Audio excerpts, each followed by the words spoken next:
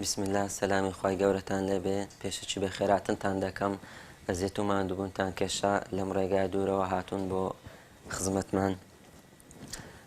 سەرەتا من لوقمان عالی حەسەن دانیشتووی شارەدەی قەسێمە سەر بە ناحیەی چۆمان. من سوپاس بەخوای گەورە پاشی 12 ساڵ لە قۆناغی ئامادەی توانیم پۆلی 12 ببڕم.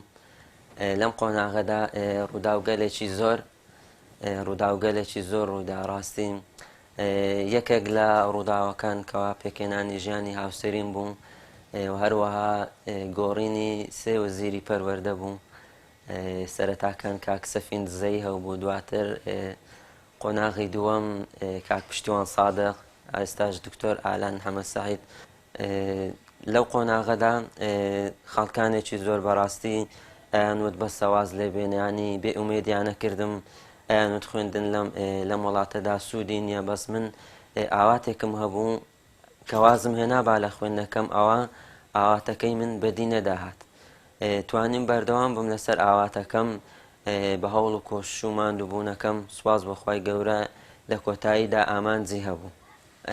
بەخوای مامۆستایەکمان جیران بۆ ڕاستی قۆناغ خوێندنەکەی ئەو تەئسیری لەسەر ژیانی میش هەبوو کەواهانی ئەدام ئەیود من ساڵانێک لە پۆلی 12 ساقیت بووم، بەڵام وازم هێنا و دواتر دەستم بە خوێندن کردەوە. شکر بۆخوا ئێستا مامۆستای زانکۆیە. ڕاستی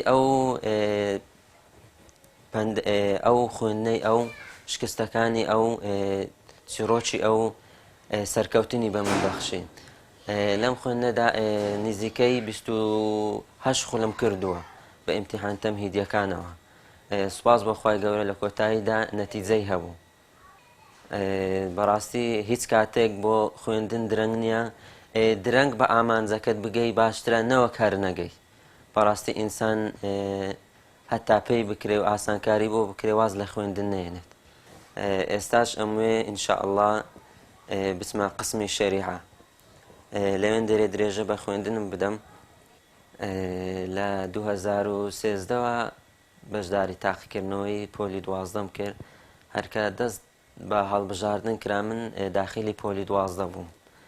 یعنی لەو کاتەوە تا ئێستا سوپاس بەخوا دانەبراوە. بەخوای مەراقەک بوو دەدڵمدا و هەروەها ئامانجەکەشم دیاری کرد بوو.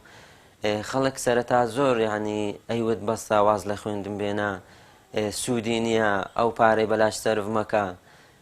وەکو معمیلم لێ هات لەگەڵ وەزارەتی پەروەردە.